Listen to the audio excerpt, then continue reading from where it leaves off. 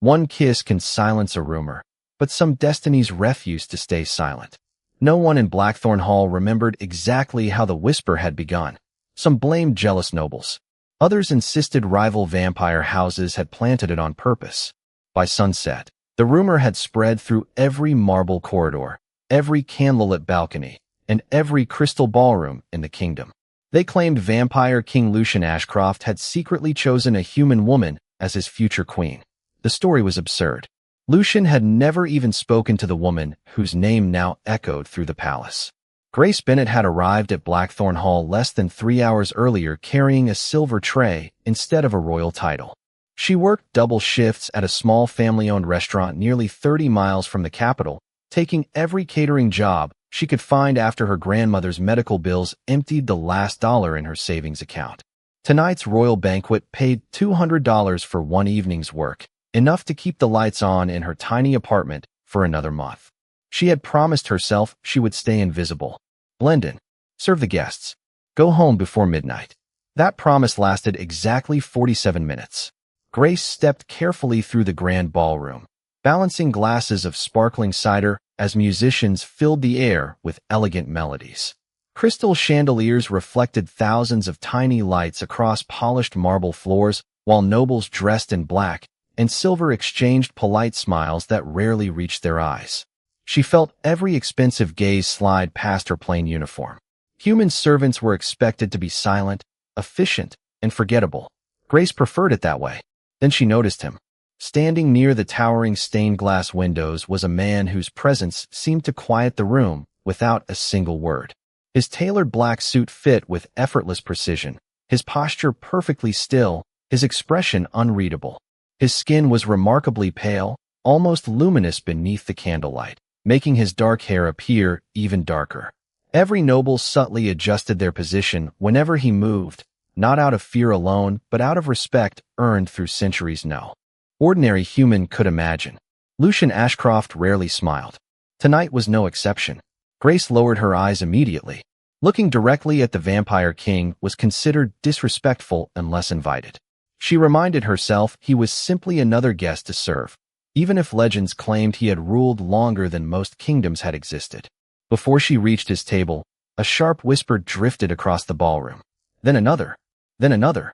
Grace caught only fragments. Human girl, the king's favorite, impossible, secret engagement. Her heartbeat quickened. She glanced around, confused to find several aristocrats staring directly at her before pretending not to notice. Across the room, Lady Celeste Ravenshire, daughter of one of the oldest vampire families, watched Grace with a smile so perfectly polite it felt colder than winter. She leaned toward another noblewoman, whispered a single sentence, and within seconds the conversation rippled through the ballroom like wind across a frozen lake. Grace had no idea why every eye suddenly seemed fixed on her. She only knew something had changed. At precisely 8:43, the royal herald struck the marble floor once with his silver staff. The music stopped. Every conversation disappeared. Hundreds of guests turned toward the grand staircase as Lucian Ashcroft slowly descended alone, his polished shoes echoing through the vast hall. Grace instinctively stepped backward, hoping to disappear into the line of servers. Instead, the king's calm gray eyes settled on her for the briefest moment. It lasted less than a second. Somehow, it felt like the entire kingdom had noticed. The silence stretched so long that Grace wondered if she had unknowingly broken some ancient rule. Every servant beside her lowered their eyes until they were almost staring at the polished marble floor, but curiosity tugged at her despite every instinct telling her to remain still. When she finally looked up, King Lucian Ashcroft was already walking toward the center of the ballroom. His measured steps carried neither urgency nor hesitation, yet every nobleman and noblewoman instinctively moved aside, creating a clear path without being asked. The royal herald spoke in a calm voice that echoed beneath the towering ceilings. His Majesty wishes to address an unfortunate misunderstanding before this evening continues. A quiet wave of murmurs swept through the guests. Grace felt her stomach tighten. The misunderstanding could not possibly have anything to do with her. She had never met the Vampire King before tonight. She had spent the last 6 years working long shifts, caring for her grandmother, and trying to pay rent on time. Royal politics belonged to another universe entirely. Lady Celeste folded her hands with perfect elegance, watching from the front row with an expression that seemed almost satisfied. Grace noticed several influential families exchanging knowing smiles, as though they were waiting for something they already expected. Lucian stopped only a few feet away from Grace. Up close, his presence felt strangely calm rather than intimidating. His pale face remained unreadable, while his gray eyes carried the quiet patience of someone who had seen centuries pass without surprise. "What is your name?" he asked, his voice low enough that only those nearest could hear. Grace swallowed carefully. "Grace Bennett, Your Majesty." He studied her for only a heartbeat before giving the smallest nod. There was no recognition in his eyes, no hidden affection, no secret familiarity. That alone confused the surrounding nobles even more. A member of the royal council stepped forward with visible concern. "Your Majesty, the rumors have already reached every noble house. If they remain unanswered, rival kingdoms may mistake silence for confirmation." Another council member added, "Trade alliances, blood treaties, and succession agreements could all be questioned by sunrise." Grace barely understood half of what they were discussing, but one thing became painfully clear. Somehow her name had become entangled in matters capable of affecting an entire kingdom. She wanted to explain that there had been a mistake, that she had simply been carrying drinks across the ballroom less than an hour ago. Before she could speak, Lucian quietly raised one hand, and every voice stopped. "False stories survive, because people enjoy uncertainty," he said. "Tonight, uncertainty ends." Grace looked at him, completely bewildered. She searched his face for some explanation, but his expression remained impossibly composed. Then, with the entire ballroom watching, he turned toward her. Time itself seemed to hesitate. Even the musicians forgot to breathe. Grace had no opportunity to ask what he intended. Lucian leaned forward with calm confidence and placed a brief, respectful kiss upon her lips, lasting only a single quiet moment before he stepped back again. It was neither dramatic nor intimate. It carried the unmistakable precision of a deliberate royal gesture made before witnesses. A collective gasp swept through Blackthorn Hall. Crystal glasses nearly slipped from trembling hands. The silence that followed felt deeper than any sound Grace had ever heard. She stared at the Vampire King in complete disbelief, unable to understand why the most powerful ruler in the kingdom had chosen such an extraordinary way to silence an ordinary rumor. Then something unexpected happened. A faint warmth spread across her left wrist, gentle at first, like sunlight breaking through winter clouds.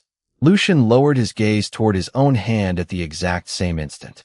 Beneath the sleeve of his black coat, a soft silver glow began shining through the fabric. The silver light grew brighter with every passing second until it became impossible to ignore. Grace instinctively pulled back the sleeve of her uniform and froze. Resting against the pale skin of her left wrist was a delicate symbol formed by intertwining silver lines that shimmered like moonlight reflected across still water. She had never seen anything like it before. It did not feel painful. Instead, it carried an unexpected warmth, steady and reassuring, as though it had always belonged there and had merely been waiting to awaken. Across from her, Lucian slowly rolled back the cuff of his black jacket.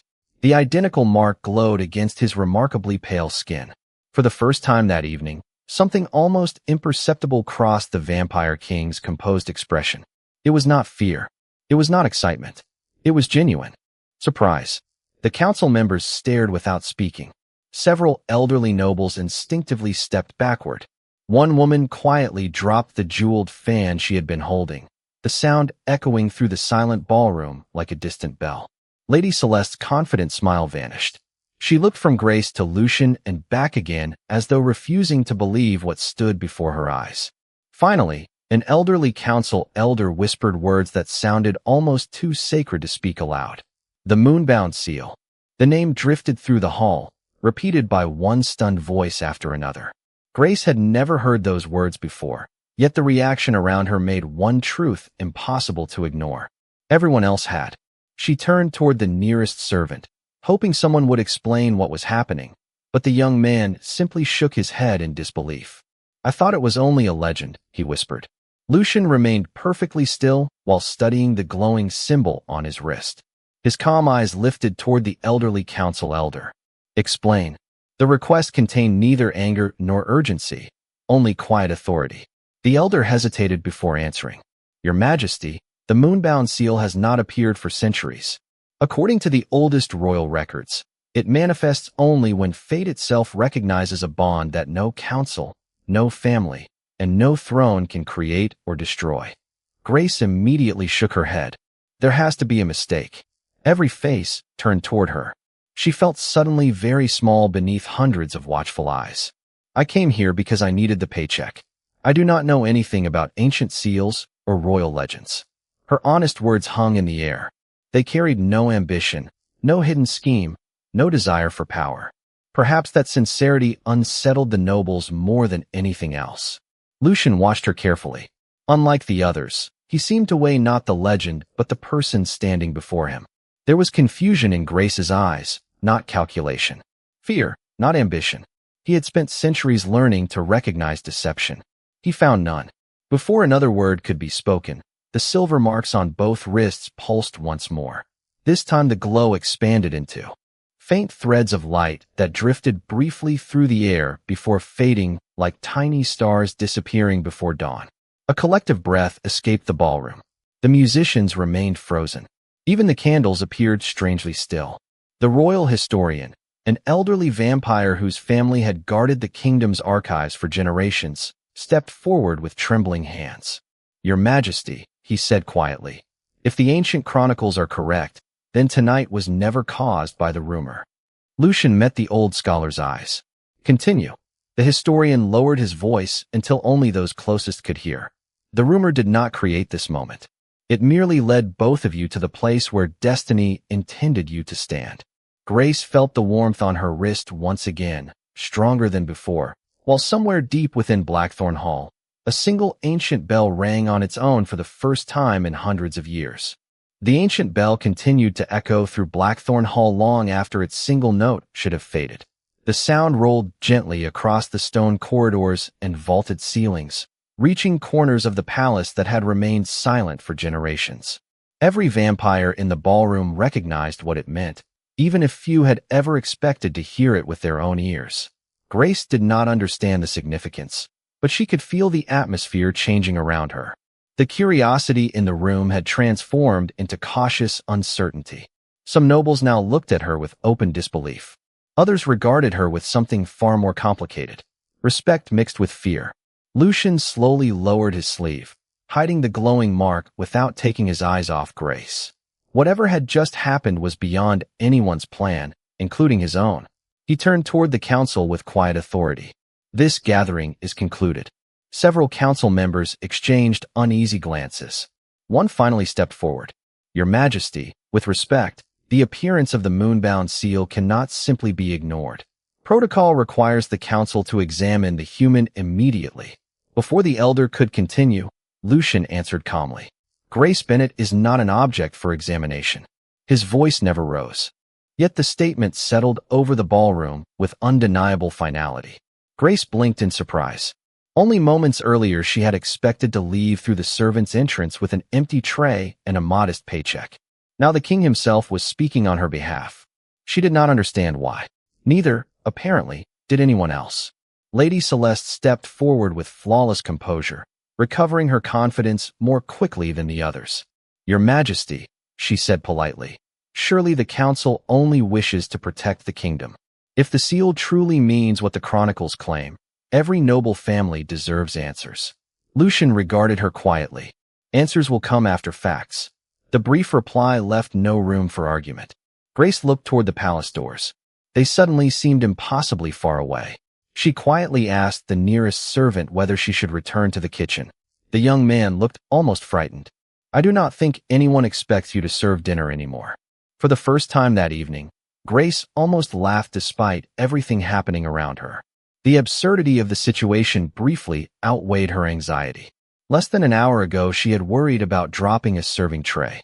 Now the oldest families in the vampire kingdom were debating ancient prophecies because of her wrist. The warmth beneath the silver mark slowly faded until only a faint outline remained. She touched it gently, wondering whether it had truly happened or whether exhaustion had somehow created an impossible dream. Across the ballroom, the royal historian approached Lucian carrying a weathered leather book wrapped carefully in dark cloth. "Your Majesty," he said quietly, "the original chronicles are stored beneath the Eastern Archive. This copy contains only fragments, but there is one passage you should read immediately." Lucian accepted the book without opening it. "Tonight?" "Yes, Your Majesty."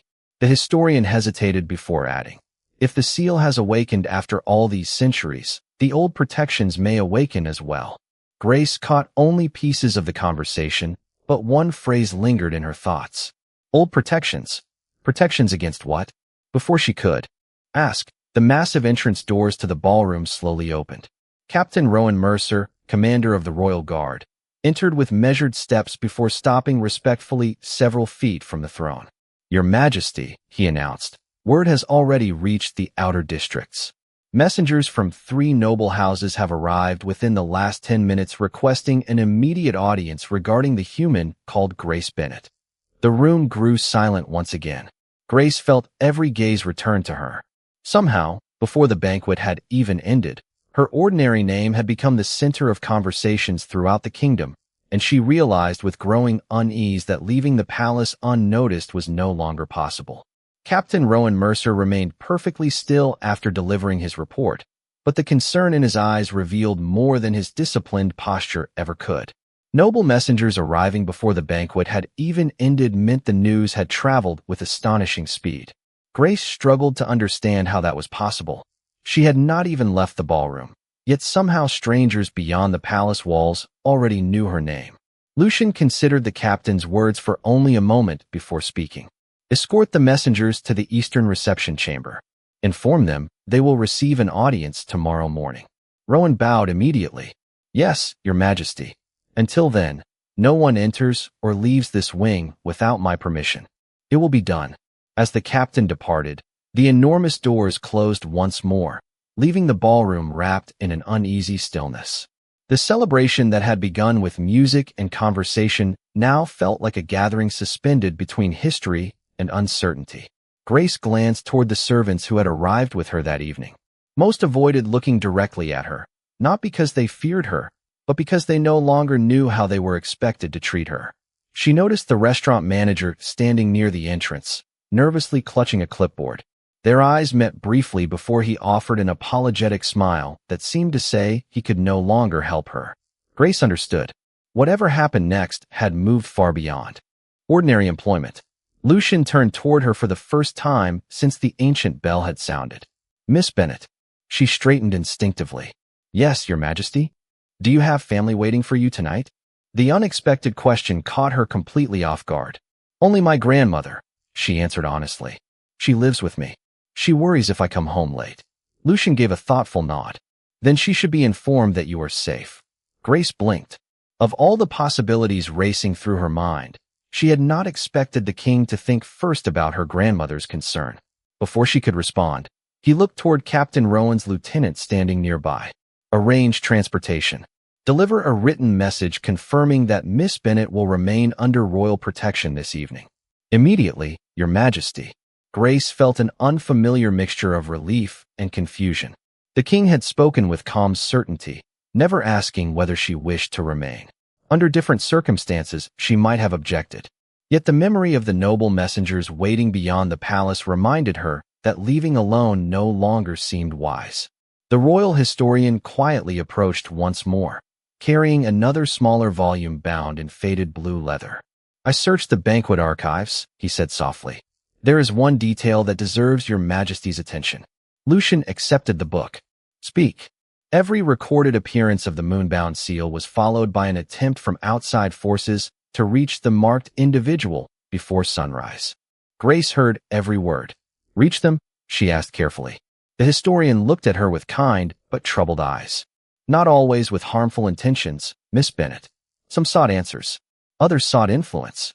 A few simply wished to witness history. But every record agrees on one point." "Which is?" she asked quietly.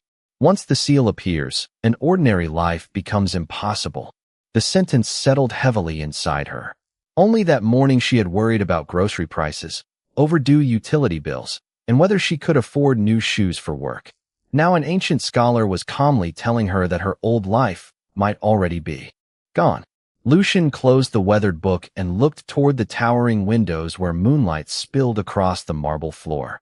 "Prepare the north residence," he instructed.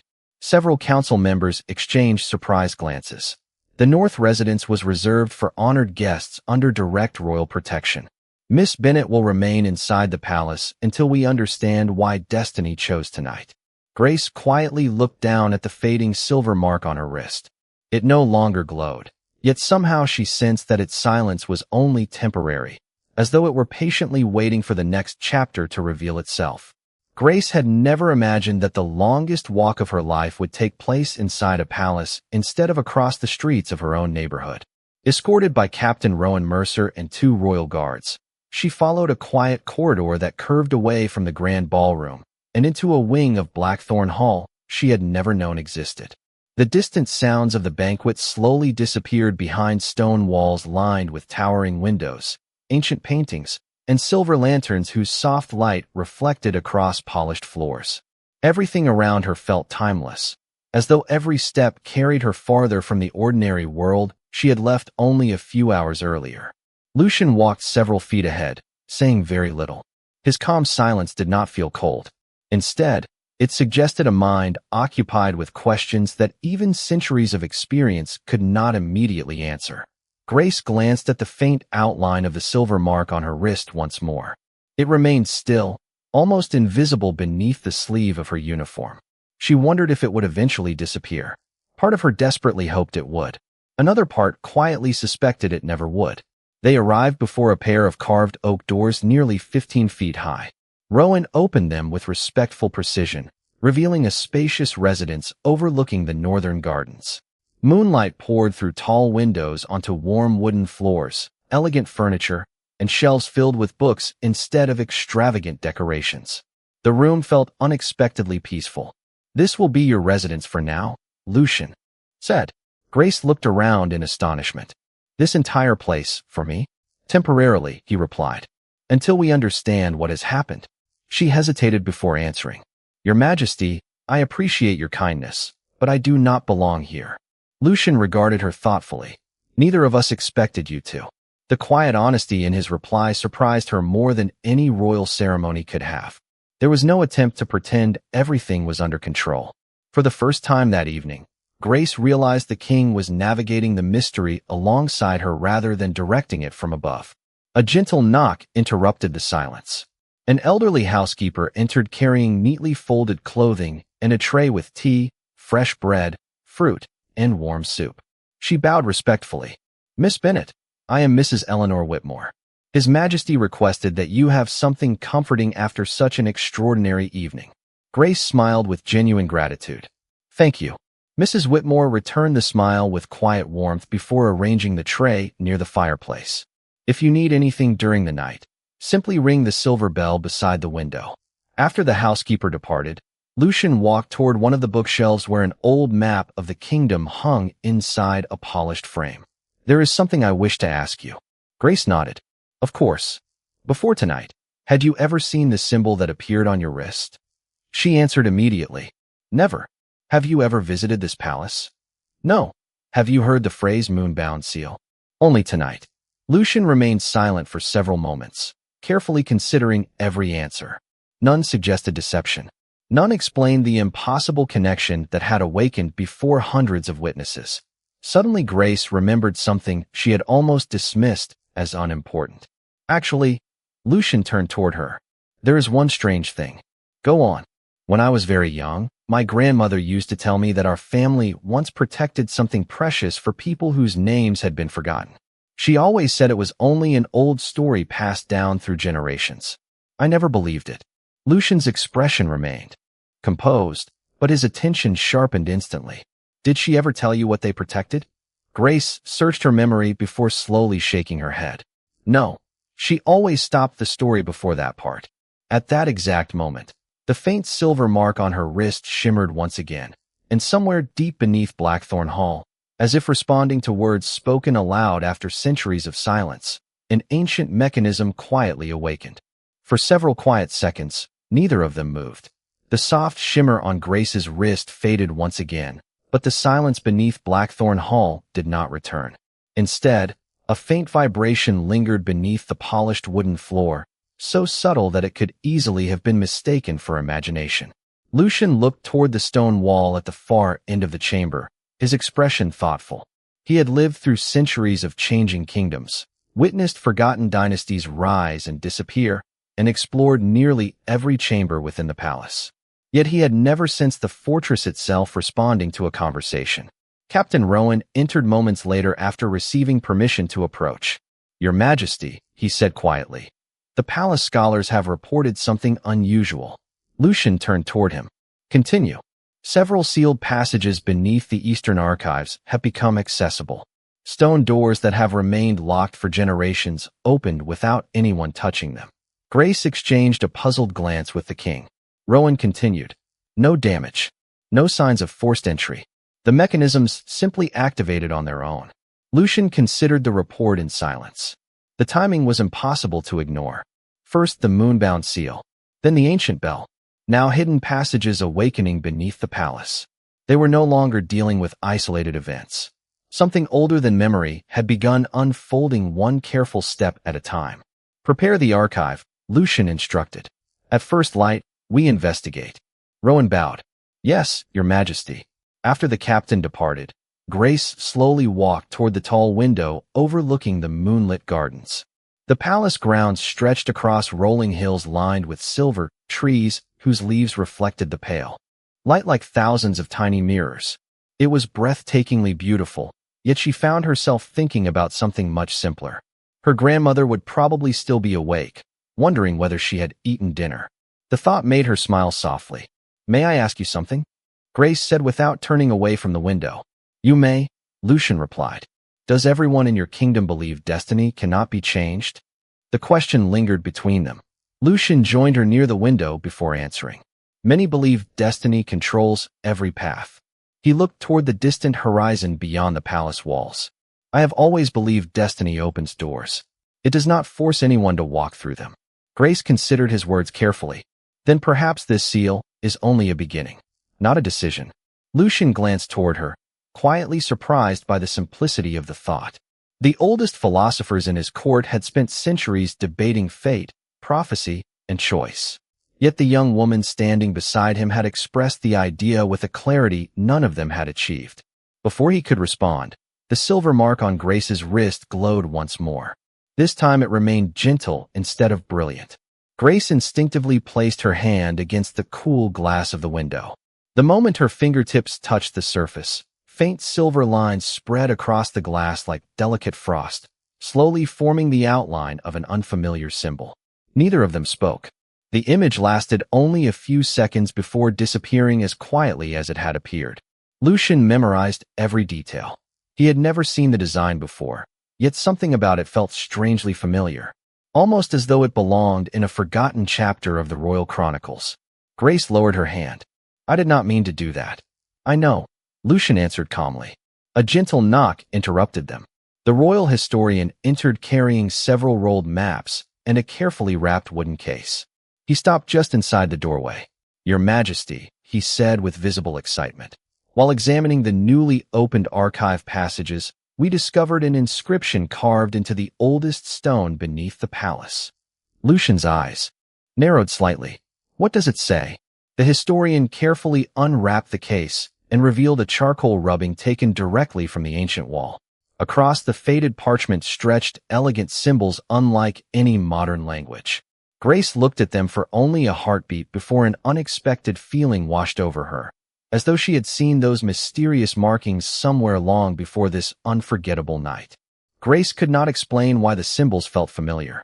She had never studied ancient languages, never visited museums filled with forgotten artifacts, and certainly had never seen the mysterious writing preserved beneath Blackthorn Hall. Yet the moment her eyes settled on the charcoal rubbing, a distant memory stirred somewhere beyond ordinary recollection. It was not a clear image. It was only a feeling, like hearing the first notes of a song remembered from childhood without recalling where it had been learned. The royal historian noticed the change in her expression immediately. "Miss Bennet," he asked carefully. Have you seen these markings before? Grace slowly shook her head. Not exactly. She stepped closer to the parchment. I cannot explain it. They do not look familiar, but they feel familiar. Lucian remained silent, watching every reaction with careful attention. He had learned that genuine memories rarely arrived all at once. Sometimes they emerged quietly, piece by piece, when the mind encountered something it had once buried beneath years of ordinary life. Grace lifted one hand without thinking. Her fingertips hovered just above the parchment, but never touched it. The silver mark on her wrist brightened with a soft glow, and for a brief moment the faded symbols on the rubbing shimmered as though responding to her presence. The historian inhaled sharply. The ink has not reacted to anyone in hundreds of years, he whispered. Before anyone else could speak, Grace quietly formed several unfamiliar sounds beneath her breath. She did not even realize she was speaking until the room became completely silent. The words flowed naturally, carrying a gentle rhythm unlike modern English. They sounded ancient yet strangely comforting, as though spoken many times long ago. Grace stopped immediately. I am sorry, she said. I do not know why I said that. The historian stared at her in astonishment. You spoke the old lunar tongue. Grace blinked. I spoke what? A language believed to have disappeared centuries before the founding of this kingdom. Lucian's calm expression changed ever so slightly. Can you translate what she said? The historian looked almost overwhelmed. Not completely. The surviving records are incomplete, but I recognized several words. He looked again at the parchment before answering. Welcome, guardian. Return. Grace frowned. Those words mean nothing to me. Perhaps not consciously, Lucian replied, but something recognized them. The room fell quiet again. Outside, moonlight continued to wash across the northern gardens, while inside the palace every new discovery seemed to answer one mystery only by creating another. Captain Rowan returned a short time later carrying a sealed letter marked with the royal crest. He handed it respectfully to Lucian. Your Majesty, this arrived from the eastern reception chamber. The messenger insisted it could not wait until morning. Lucian broke the seal and unfolded the handwritten page. His eyes moved steadily across the lines before he looked toward Grace. It is from Lady Celeste. Grace remembered the noblewoman whose composed smile had vanished when the Moonbound Seal first appeared. What does she want? Lucian handed the letter to the historian instead of answering directly. The elderly scholar read it carefully before looking up with visible concern. She requests permission to meet Miss Bennet alone at sunrise. Grace immediately shook her head. She does not even know me. That is precisely what concerns me, Lucian answered. He walked toward the window overlooking the palace grounds. In the distance, the first hints of dawn still remained hours away, yet several lights had already appeared beyond the outer gates where visiting noble families had established temporary camps. News of the Moonbound Seal had drawn far more attention than anyone expected. Grace quietly joined him at the window. Do you think they are all here because of me? Lucian looked across the moonlit landscape before answering with complete honesty. No, he paused for only a heartbeat. I believe they are here because something older than any of us has finally begun to awaken. The hours before sunrise passed more quietly than anyone expected, yet the silence carried its own weight. Throughout Blackthorn Hall, servants moved with unusual care, scholars gathered forgotten manuscripts from hidden shelves, and royal guards quietly doubled their watch without waiting for formal orders. No one wished to admit it aloud, but everyone sensed the same truth. The kingdom had crossed an invisible threshold, and there would be no returning to the ordinary days that had come before. Grace stood alone on the northern balcony as the first pale light appeared beyond the distant hills. The air felt cool and fresh, carrying the scent of dew across the palace gardens. For the first time since arriving, she allowed herself a slow breath. Everything had happened so quickly that she had barely had time to understand it. Less than 24 hours earlier, she had been worried about paying bills and serving guests without making mistakes.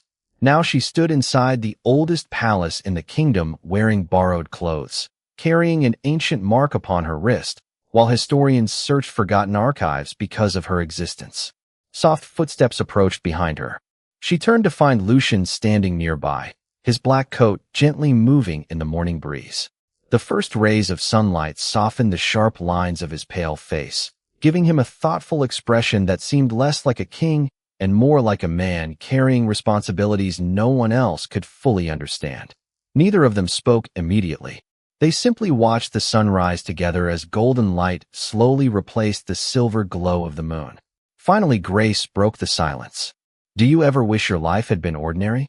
Lucian considered the question longer than she expected. "There were times, long ago, when I wondered what that would have been like."